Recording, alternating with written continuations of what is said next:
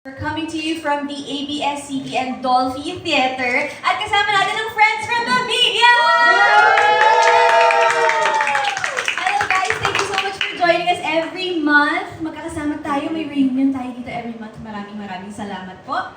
And also, as always, Star Magic Spotlight is your chance to get to know our artists a little better, from their latest projects to the stories behind their journey straight from themselves. And if you are watching right now, don't be shy. Comment down below ano yung mga gusto niyo itanong. And also use our official hashtag, #StarMagicSpotlight. So sana po, i-share niyo po ang live stream and also lahat ng mga comments niyo, use that hashtag. Okay, now, let's get to know our first guest for today. So he is someone who has been steadily taking on new opportunities and continuing to grow with every experience. From acting to hosting, he's embracing each new chapter of his career with enthusiasm, proving that he's more than ready for what comes next. Today we'll get to know more about his journey, his recent projects, and what's ahead as he continues to make his mark in the industry. Everyone, let's welcome Robbie Jaworski! Hello, Pamilya. Thank you so much for having me here on Star Magic Spotlight. Ang ganda naman ng introduction mo, Ate Alisa natin. I know, right? Kasi favorite kita eh. Wow! Pero Robbie, may request ako. Tayo ka naman, pakita mo gano'ng katangkad. Guys, all 6 feet of him are here! Hindi naman sobra. Grabe naman yung Robbie Jaworski! Hindi naman sobra. Pero mas matangkad Okay, pa rin sa baba ka akin. na. Grabe! So nice to see you, Robbie. How are you? I am good. I've been busy. It's been a blessing to be busy. So, nag-enjoy talaga ako sa mga ginagawa ko sa trabaho recently. And I'm so happy to be here, to be able to get back in touch and catch up with you. I know. And we're so excited also to talk about your latest projects, ano ba yung mga pinagkakaabalahan mo. But for a quick refresher sa naging journey mo na so far, let's watch this. Before stepping into the world of showbiz, Robbie Jaworski literally grew up in the business, seeing his mom, Mikey Powanko, and dad, Doga Jaworski, in the spotlight.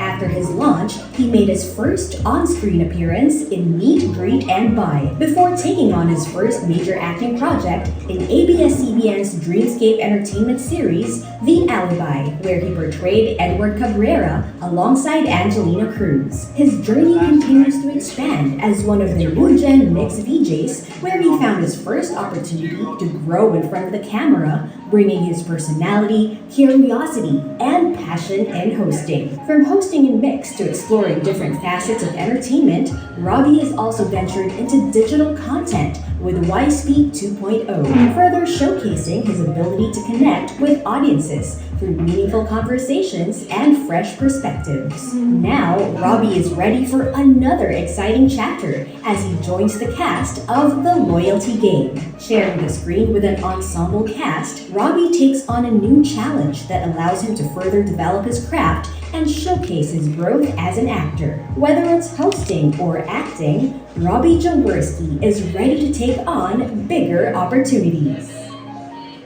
5, 4, 3, 2... Yay! Thank you, Ate. Ang lakas na pala sa'yo, ha? Thank you so much. Ay, oo, pina-edit ko talaga yon para ma-feel mo, wow, sobrang happy kami nandito nga. Pero Robbie, ang dami mo lang nagawa since you were launched 2 years ago, 2024? 2 years ago, 2024. I was publicly launched November 2024. And yeah, so sobrang laking blessing talaga na nakapasok ako sa mga acting projects, hosting projects, and projects like YSpeak na may substance siya. May maayos at magandang content kami pinag-uusapan. So I feel incredibly blessed to have experienced the opportunities and the lessons that I learned through my projects.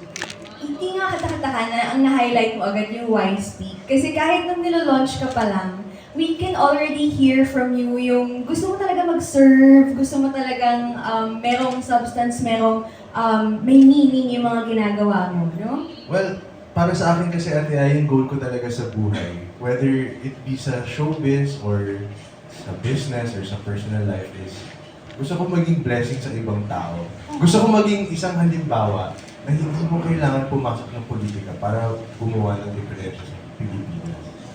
That's my goal in my life. So, I love projects like Wisefeet because it's exactly that. I feel like I'm fulfilling that goal by being a part of that project. And even with the acting project, telling stories na may simbolismo siya sa ibang mga mensahe, may relation siya sa iba't ibang pinagdadaanan sa buhay ng iba't ibang mga Filipino. So, I feel naman it's a slow process, but little by little, my purpose is being fulfilled.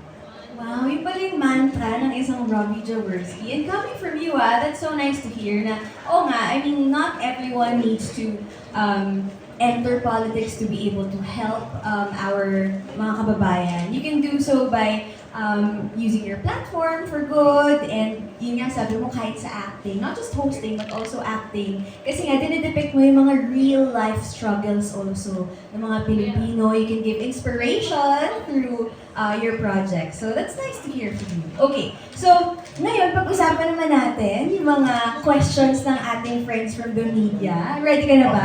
Okay, ready na ako. Let's do it, guys. Okay, so I'll be reading their questions. First one is from ABS-CBN News. Following your roles in The Alibi and Meet Greet By, do you think you are ready for bigger acting projects? Have you been preparing so far? 100%.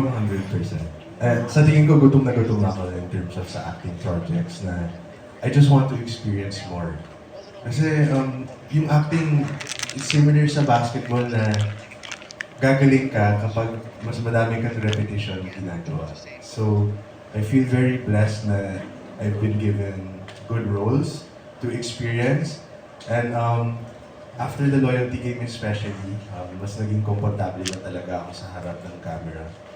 So, I can't wait to explore more roles. Sinasabi ko nga sa ibang mga interview ko, ang pangarap ko in terms of acting is, gusto ko sumali sa mga action. One day, sana. Like, ano yung mga stunts na gusto mong gawin? Ano yung mga dream mo? Like, gusto mo tumalon? Parang Tom Cruise ba? Tumalon sa building? Ang idol na action star ko syempre is Tom Cruise. Pero napakataas at laki ng budget ni Tom Cruise, diba? So, sa ngayon, siguro ang gusto mong gawin is, I want to learn siguro mga martial arts or yung mga parkour, tapos yung mga action scenes, pwede ko gawin yun. Oh, superhero, Tom Holland, mga ganun. Gusto mo ba maging superhero? Kasi yun ang nagpa-parkour na alam kong acting. Ano kaya pwede yung superhero? Spider-Boy? Gagamboy. Oh my gosh, yung Gagamboy. remake natin. Nakiklik yung mga remake na Rubong Navarro ngayon, ha? Diba? Yung Ulala Baby, diba? Rubong Navarro yun. Mike, why not? Gagamboy. Sorry, Robbie Jaworski. Bakal Boy? Iron Man? Iron Man. Yeah, pero seriously, like ano pa yung mga gusto mong gawin na action projects? Well, I don't have any specific in mind. Okay. I'd say na gusto ko sana pumasok sa action show na ako kasi mahilig lang ako sa mga experiences. So first naman, it's a blessed experience, but magiging blessing siya sa akin. I definitely do it. Pero siguro one dream project right now is makapasok ako sa interview. Oh, sige, why not, no? Tingnan natin kung may part 2. Incognito. Diba? Yes, ganung level, parang spy. Direk, pwede naman po ako mag-audition. Ay, ayun na. Paparamdam sa inyo.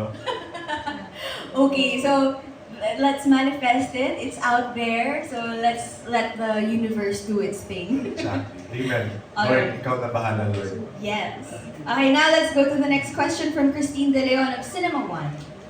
You've been balancing hosting and acting. Which side of the industry do you feel that challenges you more and why? I love this question. Thank you, Miss Christine. I'd say, in terms of enjoyment, iba yung feeling kapag nasa set ka or nasa acting workshop ka, nagiging outlet yung character mo. For me, it's something that I appreciate because parang for that moment in time, hindi ko iniisip yung nangyayari sa katotohanan. I'm lost in the story, my character, in that moment. So, you forget about everything around you, the stresses. So, in a way, it's an outlet. And parang escape from reality. It's an escape, you know, and you, parang nagsasama kayo sa isang proyekto. The prod, the directors, producers, artists, tapos lahat kayo may isang common goal. So, for me, I love teamwork. So, I appreciate that about acting. Sa hosting naman, similar din with the teams. Pero yung pinagdadaanan ko sa hosting is, habang nakasalang ako dun sa entablado, talagang stress na stress ako. Sobrang stressed. But once you finish and then you've succeeded, iba din yung feeling na, tapos na tayo, sarap naman dito, success, it's good. So parang nakuha ko na yung sagot mo dun sa tanong na which one challenges you more? Mas nasa-stress ka sa hosting. I think hosting kasi pati sa acting usually naman, hindi naman katulad dati na film siya, digital siya ngayon. So, kahit magkamali ka, you know, you can retake. Yung sa hosting, usually kapag live yan, isang take lang yan. Kung nagkamali ka, wala, sa'yo yan. Diba? So, medyo nakaka-stress ang hosting. So mas challenging yung hosting for you. Okay. Ano naman, valid. Valid yung mga sinabi mong rason. Kaya sobrang laki respeto ko sa'yo, Ate Ai. Wow. Guys, isa sa pinaka-naasahan na host sa buong bansa, Ate Ai. Naipasok pa yun. Pero huwag mo ko ipapasok sa acting. Kanya-kanya lang yan. Okay, now let's go to Push ABS-CBN naman. Thank you for your question. Meron silang dalawang questions pa. Your family covers sports, politics, and entertainment. Which world do you feel most at home in at this point in your life? I'd say right now, of course, as a Star Magic artist, I feel most at home in entertainment. I was raised in sports and politics. I was not raised under entertainment. So siguro pagdating sa anong mas kabisado ko, siguro mas kabisado ko yung sports and politics. But being in the showbiz industry the last 2 years, becoming 3 now, mas nakakabisado ko din yung mundo ng showbiz and I'm enjoying the journey so far for sure. Na-curious ako dun sa sinabi mong you grew up in sports and politics pero not in entertainment. So nung bata ka ba, hindi ka sumasama sa mom mo, sa mga shoots, sa mga taping? Not so much? Siguro mas madalas ko siya sinasamahan sa mga events niya kung saan siya ambassador. So, sa mga Anak TV, WWF, Gawad Kalinga, Yung mga yun yung mas madalas ko nakikita. for And then, naalala ko na lang na may isang programa kung saan ako lagi ko siyang sinasamahan. Nakalimutan ko na yun eh. I forgot what program it was. Basta ano siya, yung parang talent scouting ng mga bata. So, talent show siya. Tapos host siya doon, kasama ng isang kapusong artist. 5 and up ba yun? Ano ba yun? Hindi ko Hindi ko na sure. maalala eh. I forgot the name of the show. But, I love my experience. Yung ginagawa ko dun dati is naglalaro ako ng patintero kasama ng mga contestants. Kasi mga 4 years, 3 years older lang ako sa kanila. So I enjoyed it. Pero hanggang dun lang ako medyo na-immerse sa entertainment and showbiz. I mean, I was private on my social media accounts until I signed with Star Magic. So, I got to experience also yung buhay ng private citizen, hindi katulad ng mga magulang ko na medyo kilala sila. And then, syempre sports, I played sports my whole life up until high school. And then, politics, I grew up seeing my grandparents and my parents. Hindi ko naman masyadong nakikita yung mommy ko sa showbiz kasi when I was born, hindi na siya masyadong active. So, that was what I was exposed to the most. Oh, okay. So now, it's nice that you get to experience it yourself. First-hand na experience mo sa entertainment world naman. Okay. Now, let's go to the next question of Push ABS-CBN. What is one lesson from your parents' advice to stay grounded that you actually use day to day? I like that question. Thank you. I'd say, okay, disclaimer lang, hindi ako perfect. Hindi ko naman ito laging susundan ng 100%. Okay. Pero lagi nilang pinapaalala sa akin kung sakali may haharapin akong kahirapan or adversity, challenge sa buhay, kung may mga bagay na hindi ko masyadong I don't know, kabisado or alam somewhere na hindi ako masyadong kampante in my work, wag ko na lang daw kalimutan magdasal. So, when times get hard, isipin ko na lang si God at si Jesus. And more often than not, nagbibigay siya ng kapayapaan sa puso ko, which gives me the room and the calm to be able to think and make the next decisions. Wow, palakpakan naman natin si Robbie for that. Totoo yun guys, hindi ako perfect pero I try my best to, think about, Jesus, what would He do in this situation? Kasi if minsan may sitwasyon na haharap sa'yo na kung gagawin mo to, may tama, pero may mawawala. Kung gagawin mo to, may tama din, may mawawala din. So, sometimes you'll never know. So, usually when it comes to those things, I just lift my worries up. And with you saying that, I'm sure marami rin mga may inspired them to do the same. So, thank you for I that. hope so, guys. I hope so. Okay, now let's go to more questions from our friends. What is one thing people still don't know about Robbie Jaworski? Hirap nun ah. Sabi mo naman, ang tagal mong private citizen. So baka naman may mga pwede ka i-share sa private citizen life mo. I'm trying to think eh. Sige lang. I mean, I know you've shared so much with all of your interviews for the past 2 years. Pero baka meron kang mga hindi pa na-share or baka naman bago mo lang na-discover sa sarili mo na hindi pa alam. May bago akong na-discover. Oh, ano yan? May ginawa akong shoot kahapon. Wow, recent talaga, bagong-bago. Kasi sobrang bago lang to. Okay guys, disclaimer. Hindi niya ako nakikitang sumasayaw dahil hindi talaga ako marunong sumayaw. Dalawa yung kaliwa kong paa.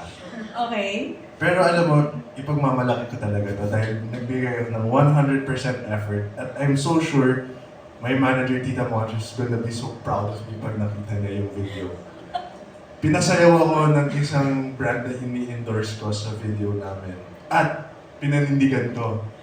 Ano Sa sayaw? katapusan ng take, pumalakpak sila guys. Wow! Parang dapat makita natin yun. Makikita niyo yun. I promise you guys will see it soon. Like, kailangan kasi ano eh. It's Hindi for pwede. May bayad yun. May bayad. May bayad yun. Oo nga, pinayaran siya for that branded eh. So abangan na lang namin na i-release nila yung footage. Ang dami kong ginawang sayo doon. Budots, ano pa, doggy, may shuffle pa. Parang 4 o 5 ata yung ginawa namin sayo eh. Tapos pinaghandaan mo ba yun o on the spot On na? the spot. Oh. Hindi ako nag-rehearse kasi hindi ko alam na papasayawin ako. Pero ginawa mo. Laban? Pinanindigan ko na lang. Wow. Diba? Abangan natin yan. Abangan niya guys. Tapos papalakpak din kami pag nakita na natin. Sana. Post nyo na rin sa social media niya guys. Tag niyo ako pag nakita niyo akong sumayaw. Abangan po natin yan, mga kapamilya. Okay. So, nag-enjoy ka ba? Gusto mo bang i-push talaga yung dancing? O it's just a one-off thing? Ayaw ko i-push yung dancing. Baka mamaya mapipilay pa ako. Oo Yung nga. action na lang. Tama, hindi ka pwede mapilay kasi meron tayong Star Magic All-Star Games! Oh, yes, of This course. August 23! Kung saan kami ni Ate Ayu, parehas kami maglalaro. Yes! Okay, so konting background. Last year, you were the host. We were the hosts. We were the hosts of Star Magic All-Star Games. Tapos dun pa lang, binubulungan ko na si Robbie. Parang, Robbie, hindi ka ba maglalaro? Jaworski ka, mag-basketball ka. Ginaganon ko siya. Tapos you were scared. Can you tell us about your initial parang mga pumipigil sa'yo at first? Okay, well, I'm not sure kung alam ng ibang tao to, pero before I signed with Star Magic, I was actually pretty obese.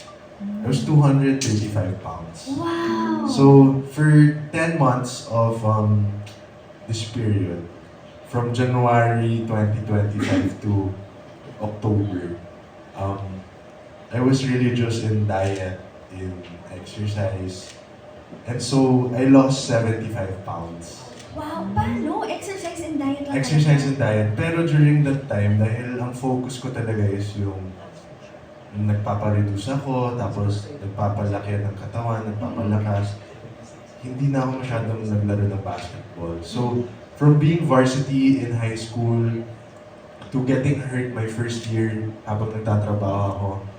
Mula first year, second year college hanggang last year, hindi ako masyadong naglalaro. So, nung nag-basketball ulit ako, lahat ng tinitira ko hindi na pumapasok. May term dyan sa basketball, yung laro, palibag tayo. Yun yung laro ko. So, syempre, may pressure din kasi maglaro ng basketball. My whole life, tinatanong ako, kailan ka papasok ng PBA? Kailan ka papasok ng equestrian? Kailan ka papasok ng politika? So, syempre, may naramdaman din akong konting pressure. You know, playing in the Star Magic Games, nasa arena ka, the bright lights. I wanted to play knowing na I have confidence sa katawan ko, sa abilidad ko na kaya ko kumilos, kaya ko umambag sa panalo. So this year, I'm feeling more confident and so I signed up. Yay! Abangan po natin, first time na maglalaro ni Robbie sa Star Magic All-Star Game. So is this kind of like your comeback to basketball also? I'd say a little bit. Ngayon naman kasi yung laro ko sa basketball is more on papawis, enjoy with friends. I'm open to lighting that fire of, being a player again. But kilala ko rin sarili ko eh. But once I flip that switch, magiging focus ko na ulit ang basketball. Kasi mahal na mahal ko yung laro ng basketball. Malaking utang ko sa basketball. Kung wala ang basketball, wala ako dito sa harap niyo ngayon. Wow. Okay, it's just in a few weeks. August 23 po yan.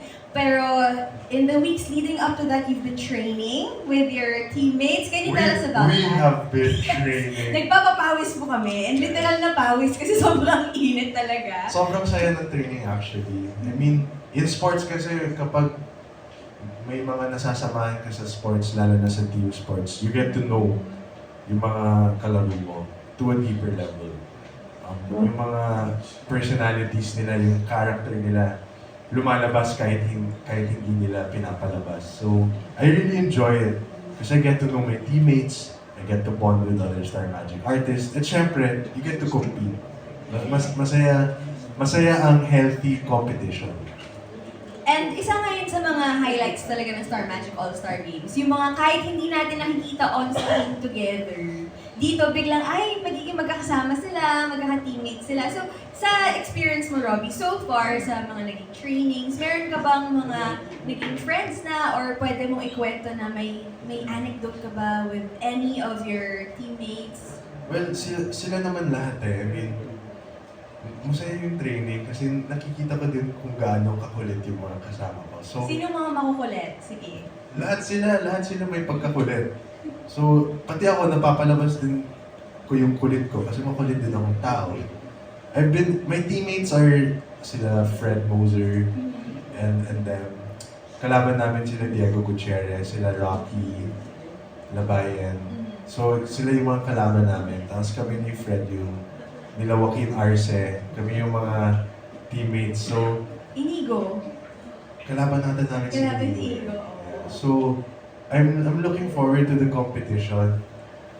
Ang goal ko lang naman sa Star Magic is hindi naman siya PBA Finals. So, wala naman akong gustong patunayan kundi mag-enjoy. And maski pa paano, manalo pa rin. I like to win. Mas gusto kong manalo na may 2 points ako kaysa talo na 50 points. Basta panalo. Mas masarap ang feeling na panalo kaysa talo.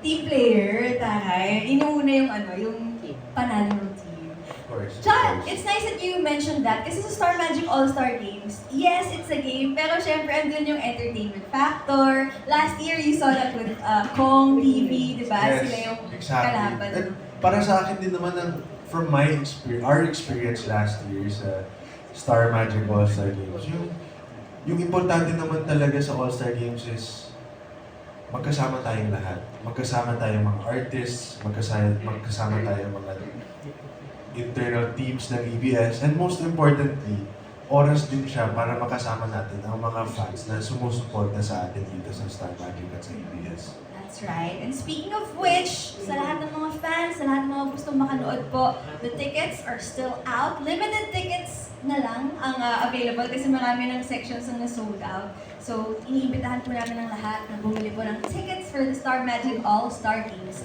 on August 23 at the SM Mall of Asia Arena. Alright, now moving on from basketball, mabalik tayo sa acting. Let's talk about your current project, The Loyalty Game. The Loyalty Game. Congratulations Yes. Thank you so on much. bagging this role. Okay, so So tell much. us about your role first sa The Loyalty. Okay, so I play Juancho Madrigal. He is the half-brother of Ana Madrigal, who's played by Ate Janine Gutierrez. So, sa kwento na ito, without giving so many spoilers, of course, half-brother ako, iniwan ang pamilya ni Ana, ng tatay namin, para mabuo na yung pamilya ko with my mom. So parang second family. So, second family kami, Oo. na pinili niya over first family. Oh, okay. Tapos, namatay yung nanay ko,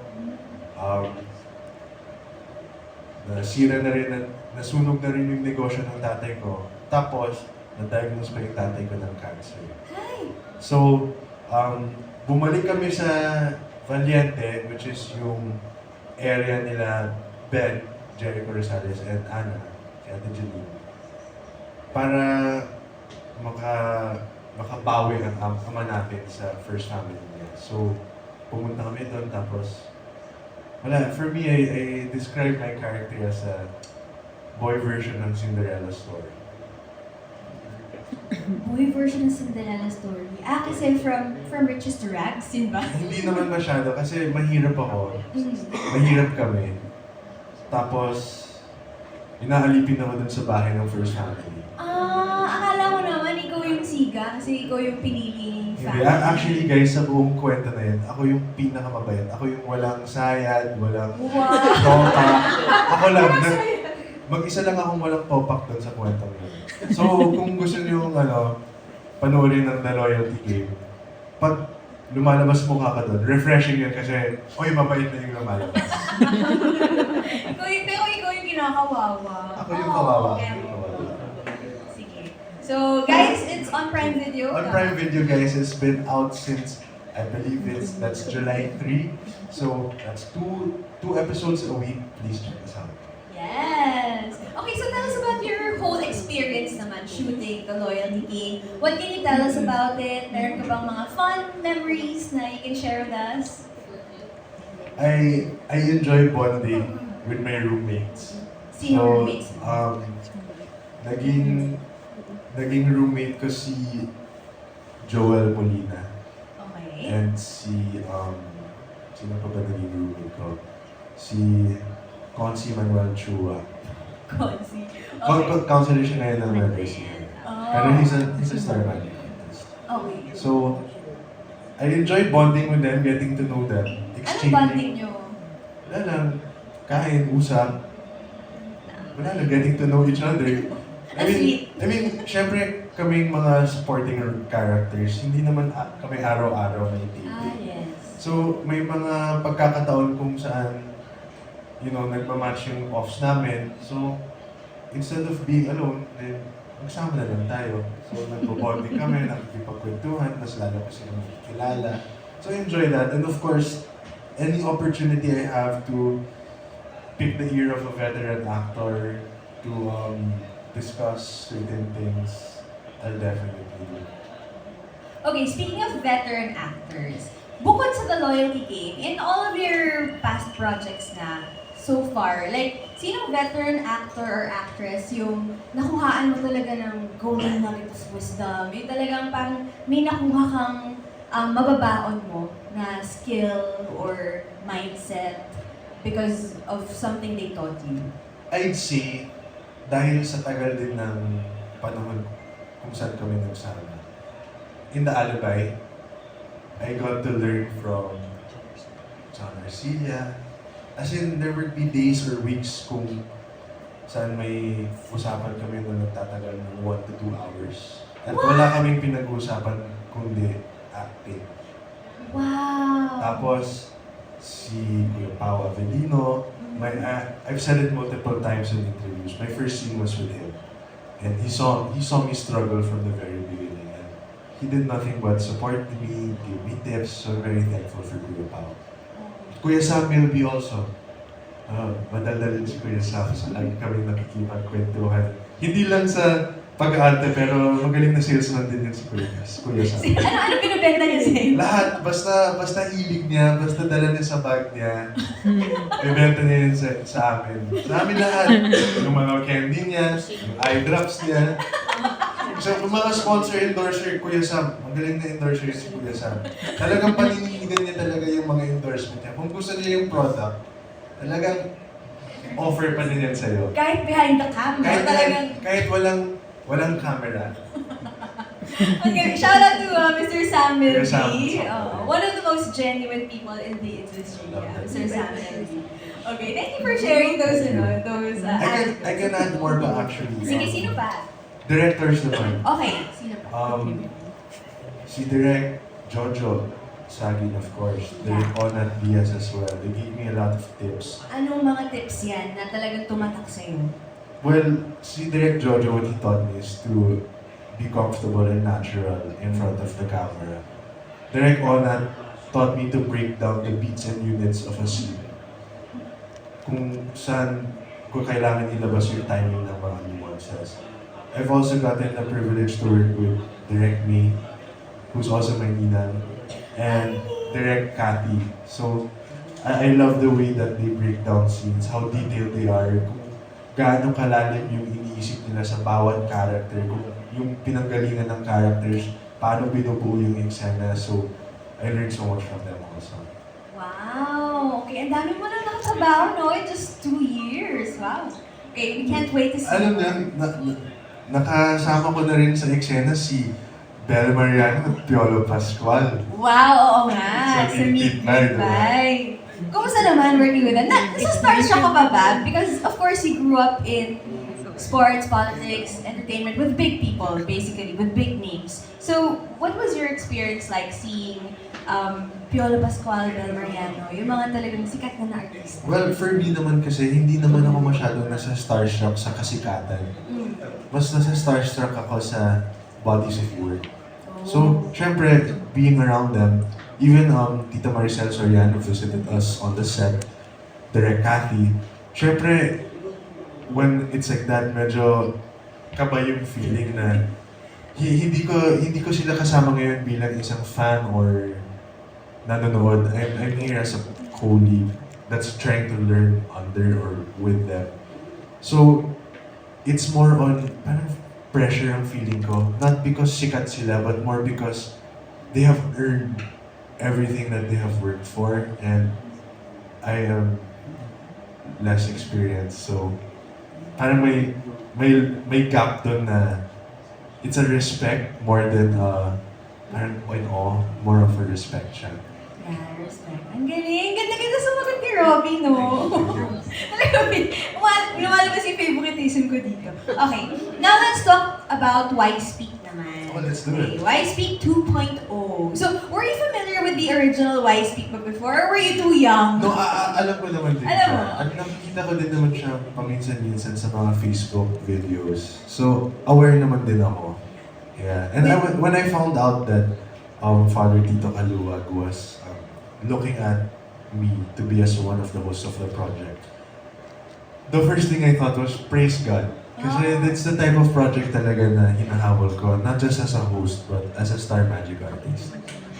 And yes, finally, you're part of the roster of hosts kung saan, grabe, ibang klaseng hosting yung ginagawa niya dito, no? Mahirap din siya. Sobrang ibang Challenge level. din siya, yeah. Yeah, okay, can you tell us about it, yung experiences mo sa Why Speak? What can you share Okay, with so us?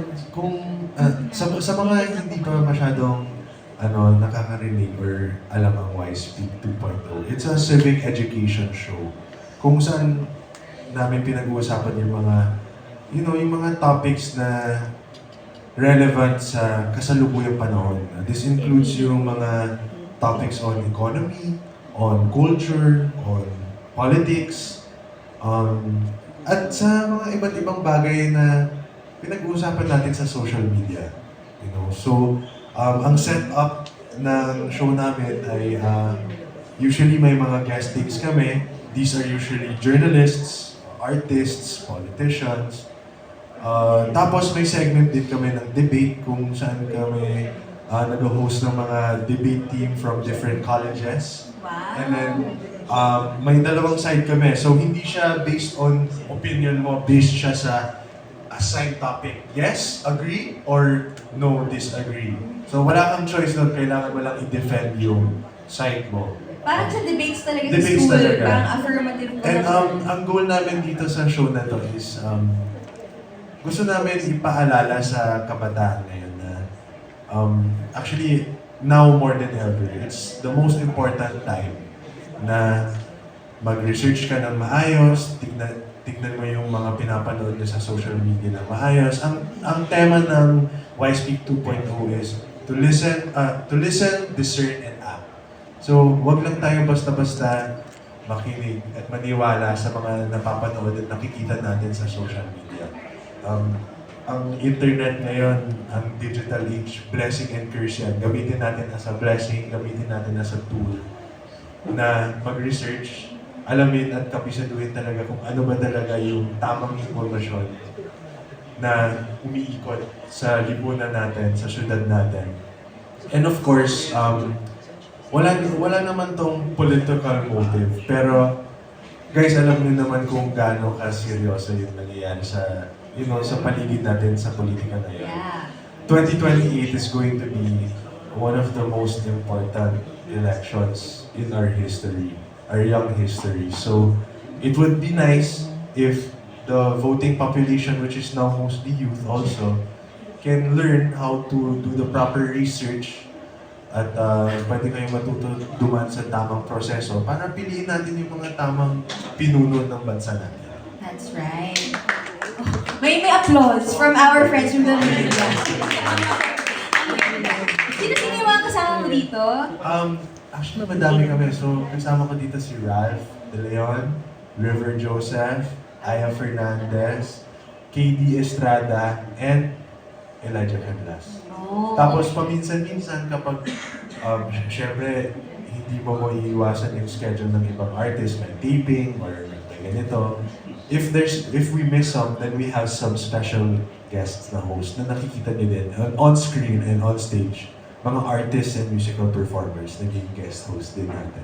Meron ka bang favorite episode so far sa Why Speak? Anong topic yun? Favorite episode sa Why Speak? Iba-iba eh. Siguro yung favorite episode ko yung may in-interview kami tapos kailangan namin tanggalin. Ano kailangan nyo tanggal? Okay, nagets ko na. You Bakit know, mo favorite yun? Ang Because controversial. I don't want to push buttons. I won't even say I agree with what happened. But in Why Speak, your goal to teach or to motivate people to think is to provoke thought. Bakit, yung pag pinanood mo, bakit niya kaya sinabi yon? Ano kayang kahulugan doon? So, isa-search nila. So, it becomes something na when you provoke thought, you spark, parang sinisindi mo yung apoy sa isang tao, hanapin yung impormasyon para sa sarili niya. At yun naman talaga kailangan. Kasi sa ngayon, scroll lang tayo, makikita natin sa balita, tapos good as fuck. Ayun. Hindi dapat ganun, dapat sinesearch natin, parang hinahambing natin yung balita linalabas nitong network sa itong network para alam din natin na, we limit biases. Yeah, so for me, I find that very important. And I enjoyed that kasi kahit hindi naman talaga tama yung nangyari, we provoke thought. Yeah. Actually, to be fair, kahit ako yun din yung pinakaalam kong episode kasi nga nagkaroon ng controversy. So it actually became its own marketing tool. Somewhat, in diba? hindsight. Somewhat, Yeah. Okay. Now, let's go to our next question. This time, they're here to ask their own questions. Okay, perfect. Okay? I like this. Let's go to Miss Janice Navida of Bulgar. Hi, I'm here. Hello po, kamusta? Nice to see you again. Oo nga, Roby. Parang kailan nung nilaunch ka? Yun nga, 2 years ago. 2 years na pala yun, no? Roby, nung nilaunch kayo, ang first love team mo is si Angelina Cruz. And ngayon, tapos si Aliana na. So anong feeling? Is it an advantage for you na iba-iba yung ka-love team mo? Or mas gusto mo na ma-identify talaga sa isang love team? Actually, thank you for your question, first of all, Miss Janice. For me, I find it to be a blessing na iba't ibang artista yung nagiging love interest ko at katrabaho ko. Kasi each actor is different. Each actor goes through different processes. At sa akin, sa totoo lang, bilang Robbie, ayaw kong konektado yung pangalan ko sa ibang artista. Gusto ko nakatayo lang ako sa sarili ko kasi may sariling kilos din po ako sa buhay ko sa labas ng showbiz in terms of yung career ko na pinapalaki ko. And ako nag-iingat din ako kasi kung magkakaroon ako ng kasalanan, edi kawawa yung ka-love team ko, sabit pangalan na sa akin, and vice versa. But also, working with different actresses, lumalawak din yung skill set ko, adaptability ko as an artist. So, actually, mas gusto ko sana na iba't ibang love interest yung mga magiging katrabaho ko because it will be a blessing in terms of developing myself as an actor. So kung bibigyan ka ng choice mo na maging leading lady kung gagawa ka ng action movie, sino gusto mo? You know, I try to think about that question kung sakali tatanungin ako ni Tita Monch, o sino gusto mong katrabaho next? Pero sa totoo lang, I don't want to give any names because I want to leave it up to God and to chance kung sino ba makakatrabaho ko. And kung sino man siya, I will consider it as a blessing. Pero wala kang dream sa mga Star Magic artist. Dreams, I wouldn't say I have dreams, pero I'd like to work with as many Star Magic artists as I can. I'd like to get to know all of the leading ladies and even the leading men as I can. Just to be able to experience and connect as much as possible in the limited time I have in showbiz. Last na lang, Robbie. Kasi, ayun nga, since nasa love team ka ngayon or nasa parang laging may ka-partner, ganyan, paano mo minamanage na hindi ka ma-develop dun sa ka-love team mo? Well, boundaries naman yan talaga eh. I mean, I think it's a blessing also na ang background ko is corporate. Kasi pag galing ka sa corporate, trabaho lang, diba? Trabaho lang siya. So, I think it's just a blessing din na medyo mas matanda na rin akong nakapasok sa industriya dahil may mga sarili din akong mga boundaries na kaya kong hiwalayin yung personal sa trabaho. And I don't even find it that difficult at all. Thank you, Robbie. Thank you, Miss Janice. Congrats. Thank you. Thank you, Miss Janice Navida of Bulgar. Okay, now let's go to Jamie Ortega of Soundcheck. Hello po. Pero wait, ito ang iyong microphone para marinig din ng ating viewers ang iyong question. Hi, Jamie. Hi, hello again. Nice to see you. Hello. Hello. So, question ko, Robbie, going back to I Speak, curious lang ako, how do you prepare for each episode? Do you do research? Do you talk to other people? Tapos, paano ba nagkakainitan?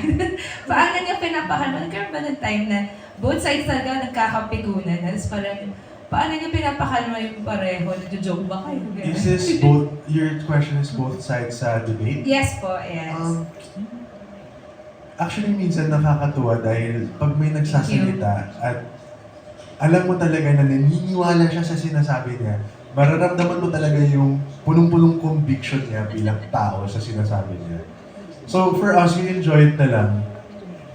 There's a boundary din there. May boundaries din kami na walang personalan. So, thankfully, kahit medyo nagkakainitan in terms of my conviction yung pinag-uusapan, so far, wala naman kami nararanasan na away or conflict ng gano'n. And then, sorry, what was your How do you question? prepare How for do I each prepare? episode? Yes. So usually here, hindi ko alam kung ano matutuwa yung plot dito sa amin really, sa sasabihin namin. Pero they usually give us the script 24 hours before. So they give us the script 24 hours before. And then for me, as an individual, lagi naman ako nanonood sa YouTube yung mga balita in terms of both international and local.